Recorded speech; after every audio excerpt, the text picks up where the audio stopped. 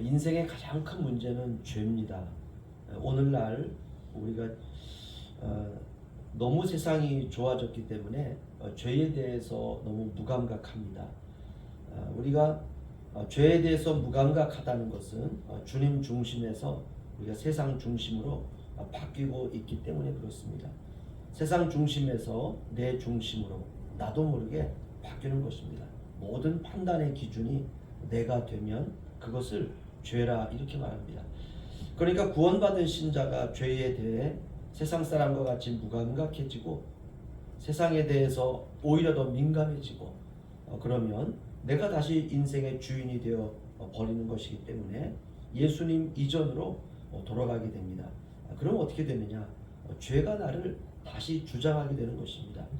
죄라고 하는 것은 우리가 마치 이제 이게 사과다 하면 우리가 알아먹지 않습니까? 빨갛게 생겼고 먹으면 시고 그러나 죄는 보이는 물건이 아니기 때문에 우리가 죄에 대해서 뭐가 죄일까? 우리가 이렇게 무감각해질 때가 참 많습니다. 죄는 눈에 보이지 않지만 온 세상을 검게 물들이는 아주 악의 실체입니다. 죄가 들어가면 썩지요. 죄가 들어가면 죽습니다. 죄가 들어가면 논쟁과 싸움이 일어나고 죄가 들어가면 불평과 원망과 분노와 미움과 시기와 질투가 일어나게 됩니다. 이게 참 놀랍죠. 보이지 않는데 이게 들어가면 문제가 일어나요. 이게 죽어가고 있다는 증거입니다. 저는 이렇게 생각합니다. 냉장고가 없던 집안에 냉장고가 들어오게 되었다. 삶에 엄청난 변화죠.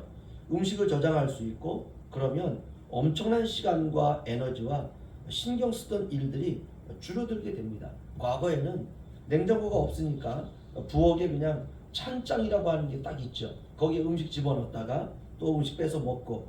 그런데 냉장고가 없기 때문에 상하는 일들이 참 많습니다. 그러나 냉장고가 들어오게 되면 그런 일들이 별로 없어요. 냉장고 안에다 집어넣으면 됩니다. 이러면 이제 음식에 대해서 고민하고 신경 쓰던 일들이 이제 줄어드는 것이죠. 그러면 사람들은 뭐 하느냐? 놀러 다닙니다. 그러니까 냉장고가 들어오는 이유 중에 하나가 뭐냐면 놀러 다니기 위해서 냉장고를 들여놓는 일이 된다는 것입니다. 그건 아니죠. 우리가 냉장고가 들어오는 말미암아서 삶의 시간들이 많이 남고 음식이 썩는 일들에 대해서 더 이상 우리가 이제 신경 쓰지 않는 것이죠. 그러면 우리가 뭐 해야 되느냐? 그리스도인들은 주님을 더 잘 섬기기 위해서 냉장고를 들여오는 것입니다. 이게 생각이 그렇게 모아지는 것이에요. 그래야 생각이 타락하지 않습니다. 오늘날 모든 삶이 버튼 하나면 해결이 됩니다. 제가 어릴 적 동네에 TV는 딱 한 집에 있었습니다. 쌀집에 있었어요. 잘 사는 집이죠. 그러면 저녁 한 5시쯤 되면 이제 만화영화 본다고 아이들이 다 거기에 모입니다. 저도 이제 그 집에 가서 만화영화 보는 거죠. 그리고 1시간 이제 만화영화 보면 집으로 다 돌아가야 돼요. 저녁 먹을 시간이 됐기 때문에 그렇습니다. 집집마다 그러나 오늘날에는 집집마다 TV가 있죠. 인터넷도 있고 컴퓨터도 있고 우리 손에는 핸드폰도 들려 있습니다. 핸드폰에 TV도 나오고 영화도 나오고 음악도 나오고 쇼핑도 할 수 있어요. 우리가 굳이 시장에 갈 필요가 없습니다. 옛날에는 만화영화 보고 와서는 모든 시간이 다 아날로그입니다. 그러니까 볼 게 없어요. 집에 와도 TV도 없고 냉장고도 없고 아무것도 없습니다. 거기다가 전기도 모자르니까 전기가 들어왔다 나갔다 하고 이런 일들이 잦았습니다. 그러니까 집에 오면 책을 읽는다든지 아니면 아이들과 이야기를 한다든지 아니면 성경을 읽는다든지 아니면 기도를 한다든지 이게 다 아날로그예요. 가장 재미있는 곳은 교회였습니다. 그런데 지금은 어떻습니까? 모든 삶이 다 편해졌어요. 남는 게 시간입니다. 아궁이에 불을 떼서 밥을 해서 먹으려면 시간이 어마어마하게 걸립니다. 그런데 지금은 밥솥에 그냥 집어넣고 전기 꽂으면 밥이 다 돼요. 10분 안에 다 됩니다. 전기밥솥이 있기 때문에 밥은 늘 준비되어 있습니다. 남는 게 시간이에요. 그러면 남는 시간에 뭐 하느냐? 어떻게 하면 우리가 주님을 위해서 살아갈지 고민하고 그렇게 시간을 써야 됩니다. 그러니까 모든 게 다 주님 중심이죠. 그래야 우리의 영혼이 안전합니다. 엄마 뱃속에 있는 아이가 신생아 정도의 크기로 뱃속에서 10개월 동안 자랍니다. 이유가 뭘까요? 세상에 나올 준비를 하는 것이죠. 이 세상도 마찬가지입니다. 이 세상은 영적인 인큐베이터입니다. 우리가 천국에 들어갈 수 있도록 예수의 형상으로 자라가야 되는 것입니다. 이렇게 우리의 일상의 모든 편안함들을 우리가 선용하는 것이죠. 우리가 편안해지는 이유가 뭐냐? 예수 믿기 위해서. 옛날에 제가 신던 신발은 깜장 고무신 하나였습니다. 다른 거 살 수도 없어요.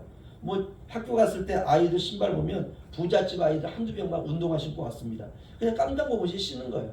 요즘에는 집안에 뭐 신발 컬레 수가 얼마나 많습니까? 구두도 뭐 몇 종류가 되고, 운동화도 몇 가지 종류가 되고, 슬리퍼도 몇 가지 종류가 되고. 그러니까 특별히 내가 뭐 신발이 찢어질 염려할 필요성도 없고, 그러니까 신발에 대해서 걱정하지 않습니다. 그러면 남은 시간은 뭐 하느냐?